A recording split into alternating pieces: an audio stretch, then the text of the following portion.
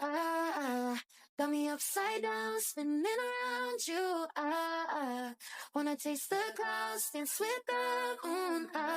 Take a Siang teman-teman, perkenalkan nama saya Desta Saputra. Di sini saya sebagai host di podcast Bedah Buku Kritis. Siang ini buku yang kita mau kupas habis itu buku wajib kelas 7.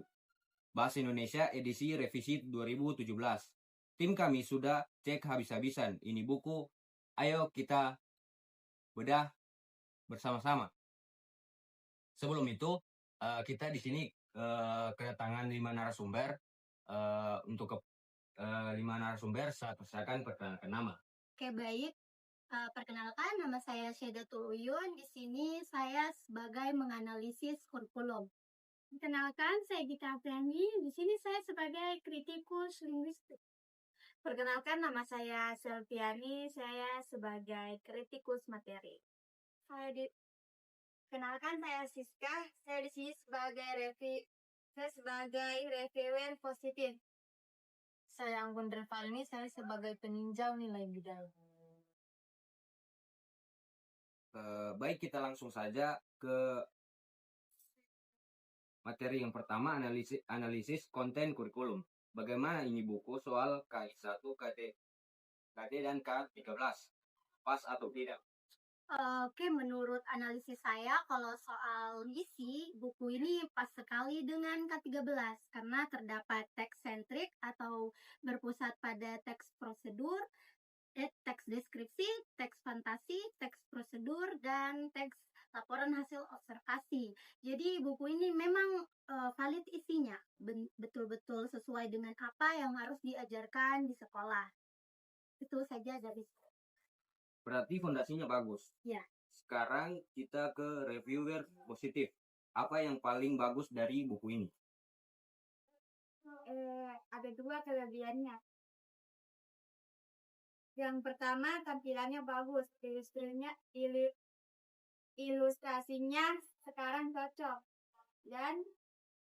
dan tidak kaku. Yang kedua, tugasnya banyak yang per kelompok. Jadi bagus sekali untuk ajar anak-anak soal pengayaan dan globalisasi. Oke, sekarang kita lanjut ke kritikus materi. Harus jujur, apa yang kurang dari buku ini? Nah, kalau menurut saya, ada kurangnya di soal hotsnya itu kurang. Terus ini siswa kan harus mesti diajar bernalar kritis, tapi soal-soalnya itu terlalu gampang. Sama materi penjelasannya terlalu padat. Harus diurai lagi supaya siswa kalau belajar materi itu tidak pusing, supaya cepat dapat pahami materi itu. Itu saja dari saya. Lanjut kita ke bahasa. Kritikus linguistik. Apa bahasanya enak dibaca anak SMP? Di sini sebenarnya instruksinya cenderung cukup jelas. Namun penggunaan istilah linguistik seperti verb dan nominan terasa terlalu tinggi untuk siswa kelas 7.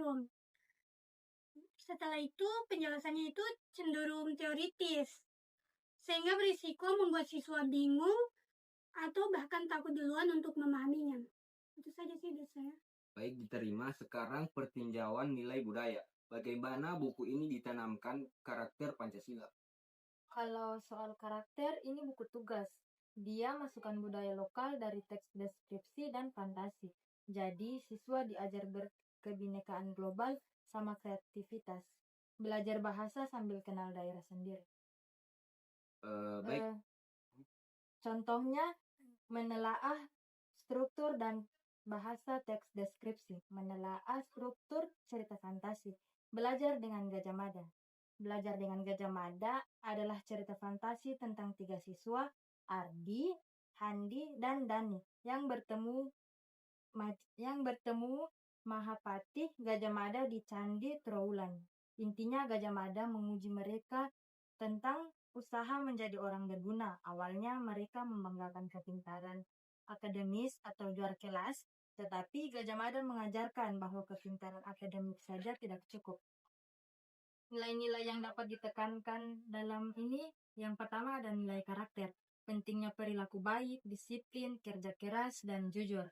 Yang kedua ada nilai budaya, keteladanan dari tokoh sejarah Gajah Mada, dan apresiasi terhadap peninggalan sejarah di Candi Tugu.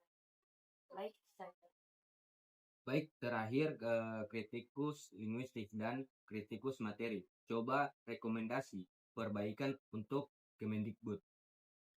Kami di sini merekomendasikan digitalisasi. Jadi materi yang sulit itu sebaiknya dibuat dalam bentuk QR Code yang berisi video pendek atau infografis animasi. Tujuannya itu supaya siswa lebih tertarik dan cukup paham karena mereka lebih nyaman belajar lewat visual. Saya tambah sedikit. Silakan. Nah, boleh diperbanyak soal kritisnya. Harus ada segmen khusus untuk soal-soal HOTS yang menentang siswa. Dan kualitas pada gambar di sampul itu muram. Mungkin bisa diperbaiki sedikit untuk diperjelas. Itu saja sih. Terima kasih. Baik, kesimpulannya buku ini kuat di struktur, tapi mesti dijilitasi dan perbanyak soal kritis biar relevan untuk anak zaman sekarang. Baik, kesimpulan dari materi-materi yang diucapkan narasumber tadi, buku ini kuat di struktur, tapi mesti dijilitasi dan perbanyak soal kritis biar relevan untuk anak zaman sekarang. Terima kasih banyak, dan saya Iri. Wassalamualaikum warahmatullahi wabarakatuh.